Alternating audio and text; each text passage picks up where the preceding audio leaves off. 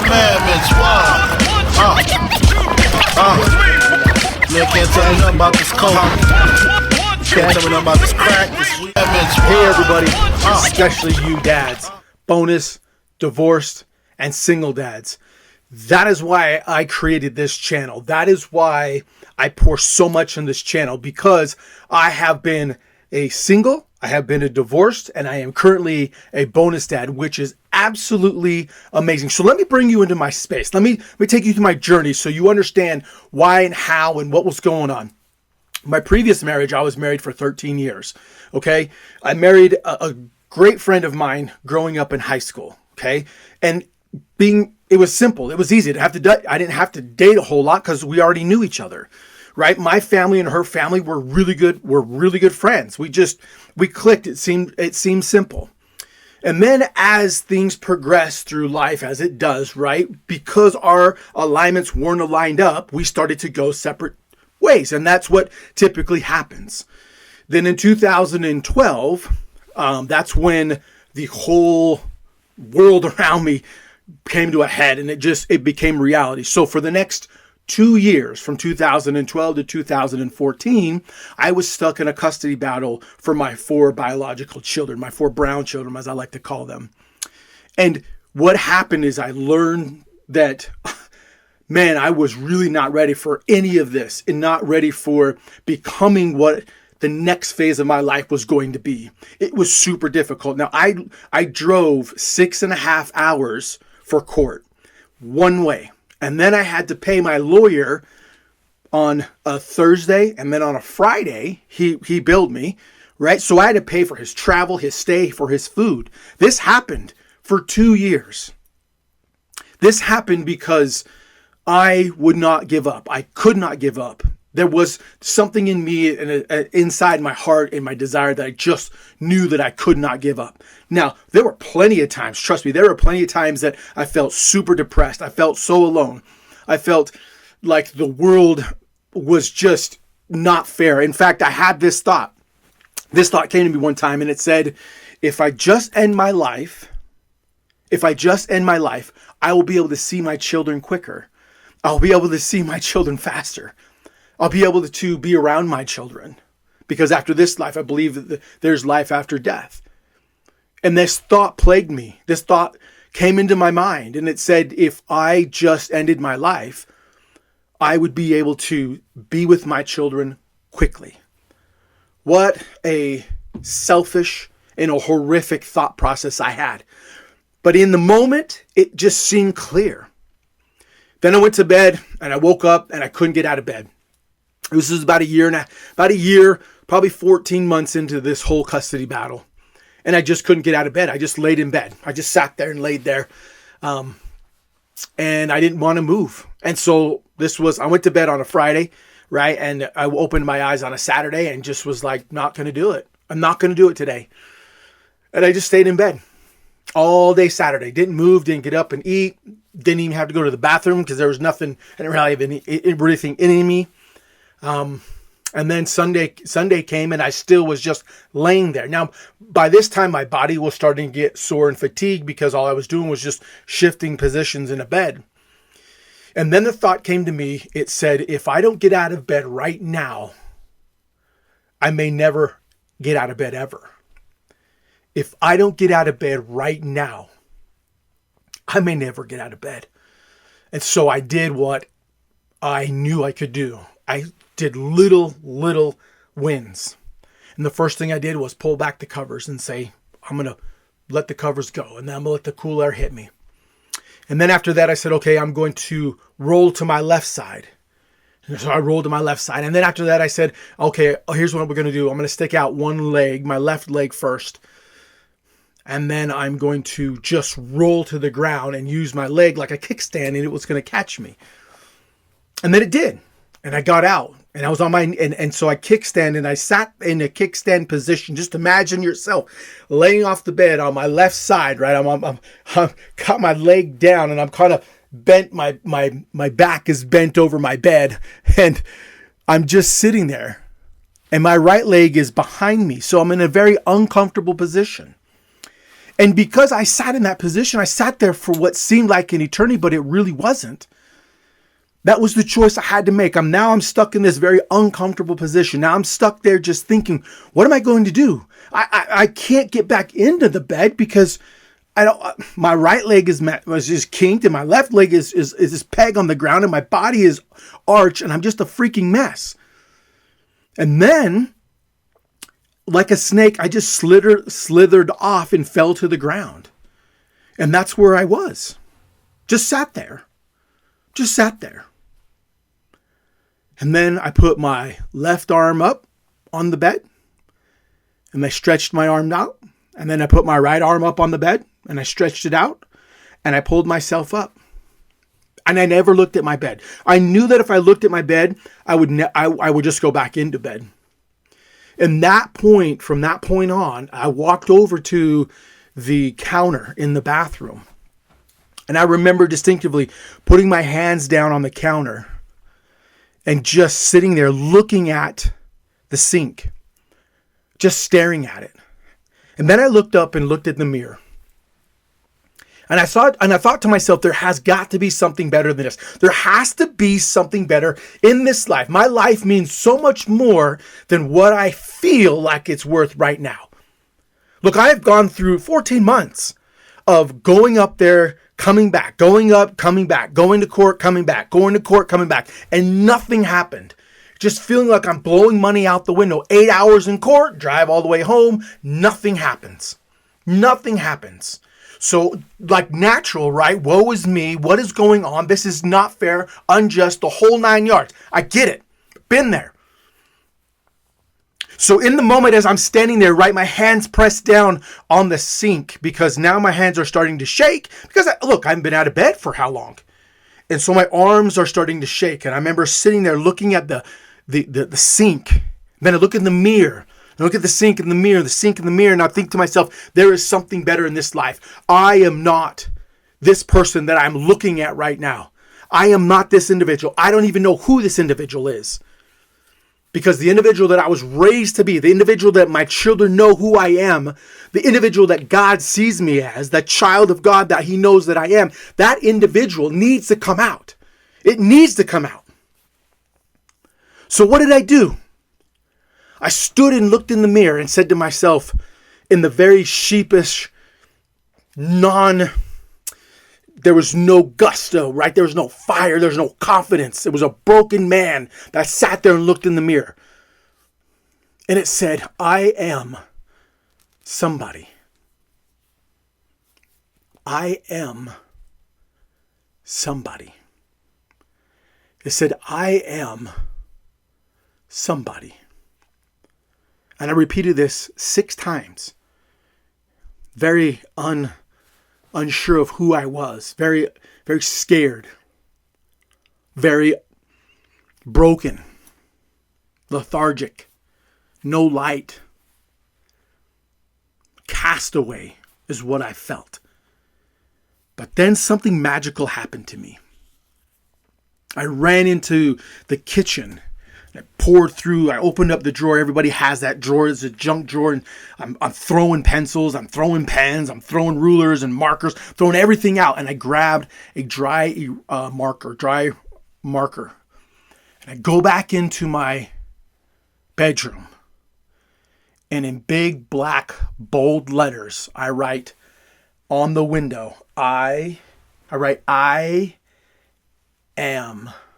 And then I filled in 6 words. 6 lines across, one line across, 6 line downs, and I went all the way across my mirror. And I remember writing and coloring it all in. Now, if you know me, my handwriting isn't very good, my penmanship isn't good, but that's not the case. That's not what we're talking about. What we are focused on is I started to write, I am. It was a declaration. I started to declare it. From that day forward, I said to myself, I am this. I am this. The first 6 words that I said to myself is, I am somebody. I am somebody. I am somebody.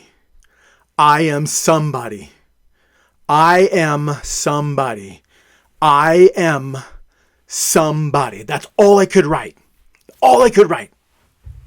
So then I had this brilliant idea. Oh my gosh, I'm going to clean. So I clean my bathroom. I clean the countertop. I clean the bathroom. I clean everything. The floor, the tub, the sinks, the shower, the toilets. I remember grabbing a new toothbrush and just kind of scrubbing the outlets of the tub and inside the shower. And I cleaned it. And as I was cleaning, I was listening to music that got me going, music that I would call my hype music. And then as that music grew and I could feel myself getting energized and getting energetic. And then I was like, okay, I got to do more. What can I do? And then I said to myself, I have got to get what is in here out. I've got to get this out. So then I ran and got a bunch of pieces of paper, lined paper, college ruled paper. I just remember distinctively, brand new one. I opened that thing up, ripped it open. I was just in the zone. I ripped it open and I sat down at my table.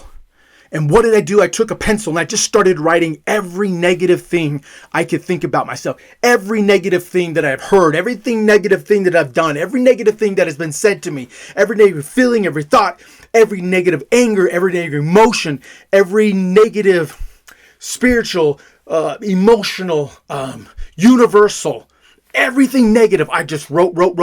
At first I was trying to be legible. Then after that I just said, screw it. And we started writing. I just kept writing. I kept writing. Page over page. 10 pages I just wrote. Front and back. 20 altogether. Front and back, 10 pages, 20 altogether. And when I was done, I was in the middle of writing this. I am stupid. I am a jerk. I'm an idiot. I'm a loser. I'm a bum. Horrible dad. Terrible husband. Terrible God-fearing individual. A sociopath. A sicko. I mean, just stuff that I was just written. Whether I believed it or not, or was said to me, I just started writing everything I could think of. And crying, man. I remember just sobbing. I remember 5 pages in, on the back side of that 5th page, I'm just crying, and as I'm scribbling and I'm crying and I'm pouring and I'm just like, And I remember when I was just done, I took and snapped the pencil. I ran over, I grabbed the pillow and threw it in my mouth, in my face, and I screamed as loud as I could. And every cuss word I could think of, except for the God word or Jesus Christ. I would not say those. Those are 2 words that I wouldn't say. But everything else, I'm just F this and F that and mother and blah, blah, blah. You name it. But then I stopped. Then I was done crying. Then I sat there for a minute. And then I went and got another set of papers. Then I got a pen. I remember it was a black pen. And then I started to write how I felt. Peace. Calm, self-worth, present, loved. And that's all I could really put down were a few words. And then something felt better, because then I started to cry as I wrote these words of affirmation. So then I discovered, oh my gosh, I got an idea. Went to the local grocery store, right? Smith's, a Kroger store, like a Walmart. Drove over to Smith's, went into the school supply section. Got a 3-ring binder, or a spiral bound binder. Went home and I wrote in there, and I said, my I am statements. So every morning for 1 week, I would write I am and a statement, a declaration, a mindset change. To get the frontal cortex going, start to produce dopamine, start really hit that RAS, the reticular activated system, started to fire. And then I wanted to create long-term memory in my brain. So then as I said it, I would write it. Thought to pen, pen to paper, seals it deep in my brain. And then every morning I would go up to my mirror and I would erase the declarations. I would keep I am, but I would write the new declarations. Be in there all week. It was in my book. And then I would big deep breath, and I would hold it, and then I would scream as loud as I could, I am power. I am amazing. I am a damn good dad. I am beauty. And I remember doing this 6 times as I was screaming. Now, my children weren't with me. My children were not with me. They were back in Arizona. I lived in Arizona, but they were back where all the court, the custody was taking place. So I could get really screaming, really energized. And then it started to understand, this is what I need. And then I type it in my phone. I would record myself on my phone screaming. I'd write them in this spiral bound binder. And then I would write it in there. And then throughout the day, as I started to feel bad, I'd have the headphones. I put the headphones in, hit play. And then I could hear myself declaring what it is that I was. I am this. I am this. I am this. I'm in the present. I'm now in the present, in the moment, finding beauty, finding joy, finding who I am, finding the purpose of life, and finding the purpose of why I'm here. Figuring out why this is happening to me. And then I started to change my mindset. A good friend of mine said it's not happening to me, but it's happening through me. So then I started to change this mindset. And I started to say, this is happening through me. What can I learn? How can I be better? Every day in the morning, I'd write it down, write it up, erase that part on the mirror. And then I would write what I needed to say. Scream it, declare it. Then at night, same thing, scream it, declare it, go in and write it in my book. This is what it is. And then I would write my feelings after I was done screaming before I go to bed. Write my feelings in there. Just real quick. What am I feeling? How am I feeling? That was the last thing I did before I went to bed. No phone, no TV, no nothing. But the prep work to go to bed, it was this. I would take these deep breaths and these deep admirational feelings inside. And I would start to say to myself, I declare this.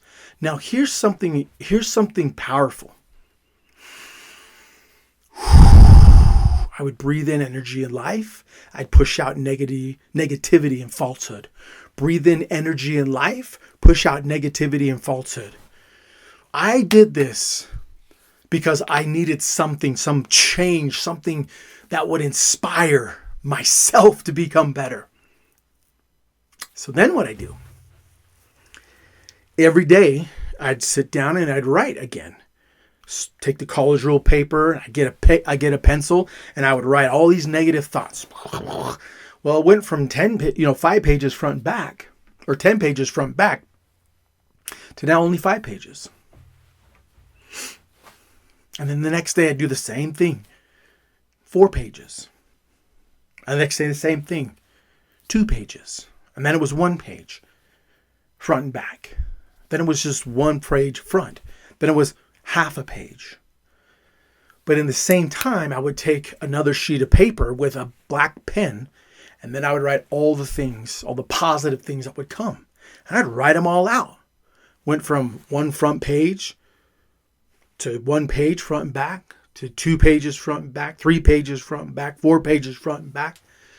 Because I just would write, again, half of it was not legible, but I would just write and could feel myself.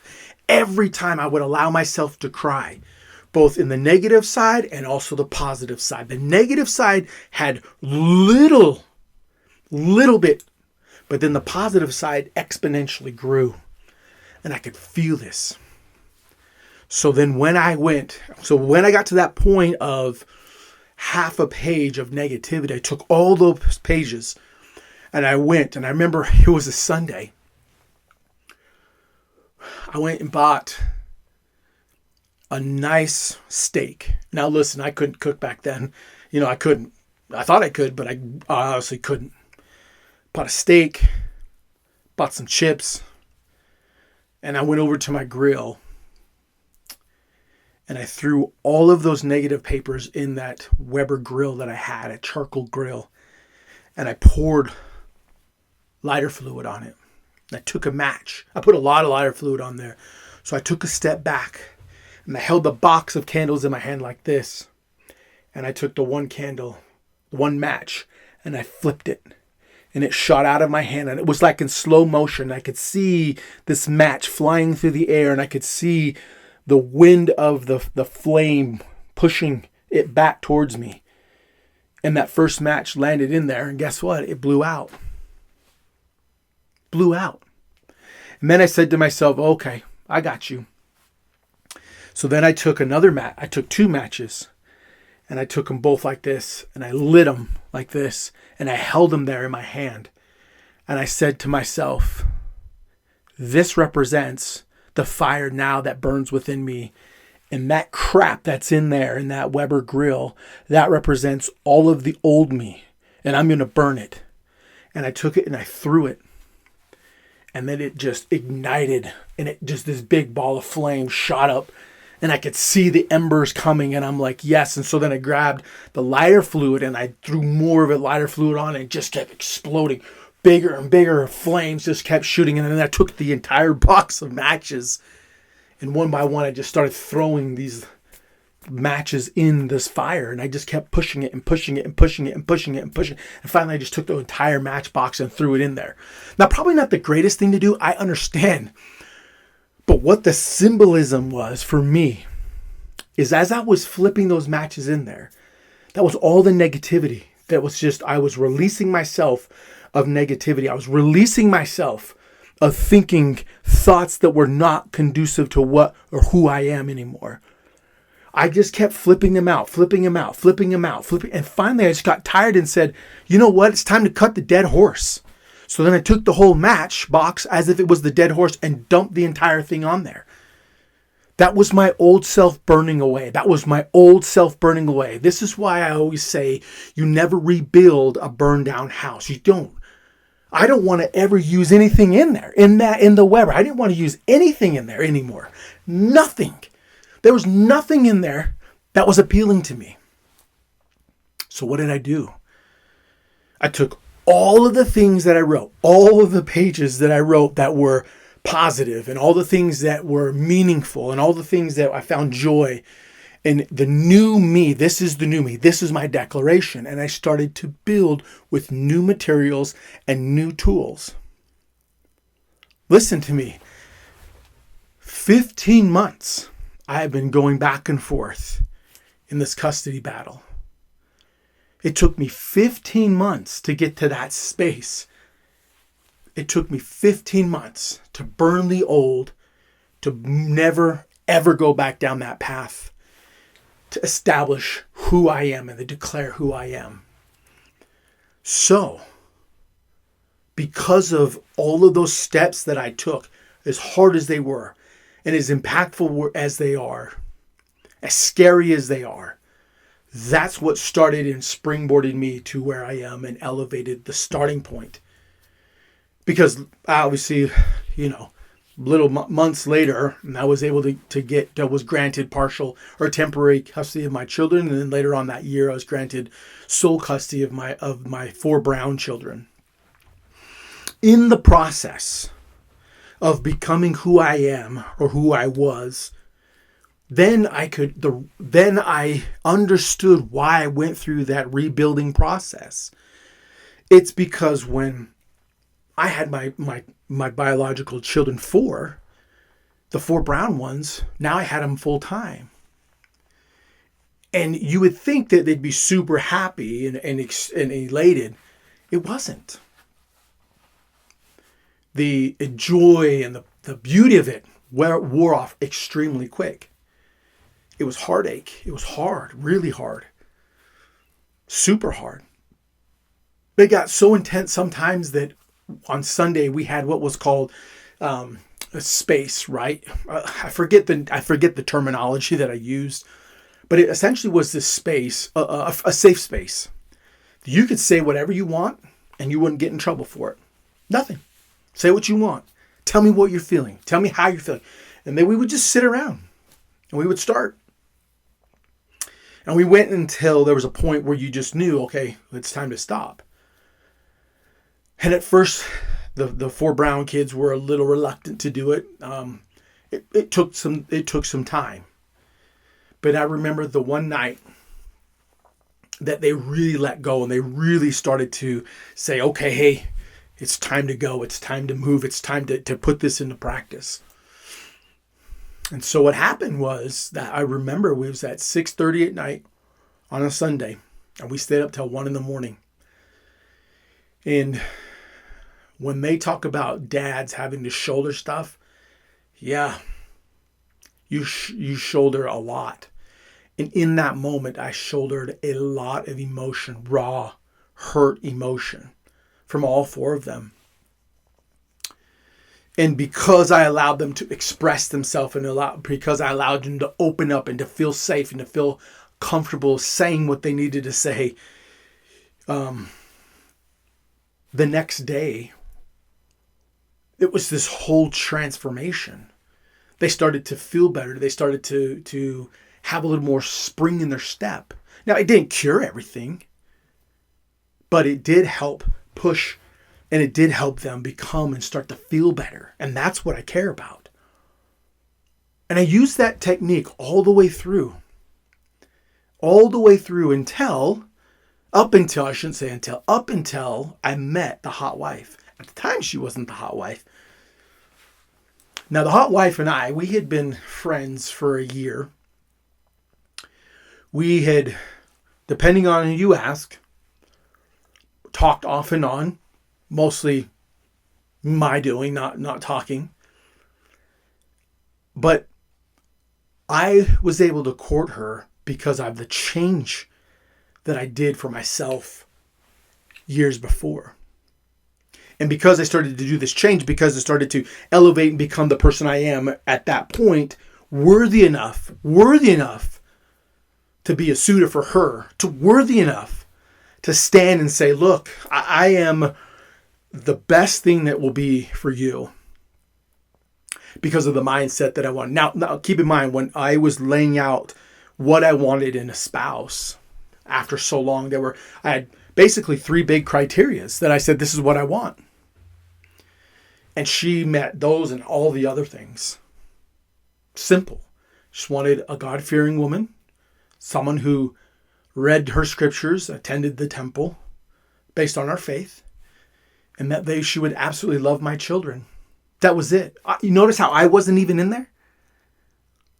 It wasn't until years later that I recognized that I wanted somebody to love me for who I am. And that's what she did. So then we got married. I met her wonderful children. And then I went from 4 brown children to 6 white kids. 4 of them automatically were moved right in. 2 of them were older. And so we went to a family of 8 just like that. And I will tell you this, that being a mixed family, being a bonus family, being a blended family is one of the most rewarding, life-changing spiritual experiences I have ever had and continue to have. What we do as a family is absolutely inspiring. Now, let me be 100% honest with you. It is extremely difficult. Extremely difficult. You're managing emotions. You're managing hurt. You're managing pain. You're managing life as it once was when both of us were married to our other spouses. Life when we were just single parents. And now life as trying to blend a family. It was super difficult. Very difficult. The first year, I don't even know how we made it through. I struggled with communicating my thoughts and feelings to the hot wife. The hot wife struggled with just trying to pull it out. And then it was like, oh my gosh. And then our kids. And then it was just nuts. The one saving grace for us was every Wednesday, we would attend the temple. In our faith, we have a temple, right? Members of the Church of Jesus Christ of Latter-day Saints. We would attend the temple once a week. Now, look, there were some times we'd go in and super happy. There were some times we sat out in the car for 2 hours and went in. But we dedicated our life. Said every Wednesday, this is what we are going to do. Come hell or high water, this is what we're doing. And that, my friends, that is how we got through some of the hardest times at the very beginning. Because listen, Second marriages, 70% of them end in divorce. I didn't want that. I didn't want to be that statistic. I didn't want that. I didn't want to put that burden or that hurt on me and then also filter down to the kids. You're talking about generational change and trauma and hurt. That's what we had to do. That's what we had to eliminate. The wife and I, the hot wife and I, have worked extremely hard as a couple. More so her than me. And I owe everything that you see our family, I owe it to her. And her willingness never to quit. Never to give up. I owe it to my children. All of my children. They didn't quit. They didn't give up. I stayed in it. Now listen, we still had time where you could say what you want and you know, kind of speak freely. And I heard a lot. I was called a lot. There were things that were, you know, you're said to you or ways that were purposely shut out, both to me and both to the hot wife. I still understood that the kids were still going through their pain and their hurt, and it took time for them to trust me. All of them. It took immense amount of time. It still takes time. This year in 2025, the hot wife and I will be married for 10 years. 10 years. It's in the videos and the pictures and the stuff that you see. That's because it took 10 years. Dedication. Working our butts off. Getting to that point where we just are saying we're not going to give up on each other. We aren't going to give up on our family. I'm not giving up on you. You don't give up on me. My condition is I will work my butt off to make sure you are happy and our children are happy. Her condition to me was I will work my butt off to make sure you are happy and our children are happy. Not everybody agreed with how we parented. Not everybody agreed with how we raised our kids. Not everybody agreed on how we blended our family. Not everybody agreed on how we currently live. And that's totally fine. Because what we knew is when we were hitting the knees at night, begging God, how can we do this? Show us, give us a sign, give us help, give us something. He came down and helped us. So, today, when you see the pictures and the videos and all of that, that's because I made a decision as a man, divorced, single, and bonus, that I would work on myself. There's a word in Navajo called hojo. In Navajo, hojo. There's not a direct translation, but what it does translate to is mind, body, soul, and beauty. I worked on all four of those of myself so that I could be prepared to elevate and through me inspire, through me lift, through me give energetic feel and help my family grow. That's why I started this channel. That's what this channel is for. MixedTribe Dad.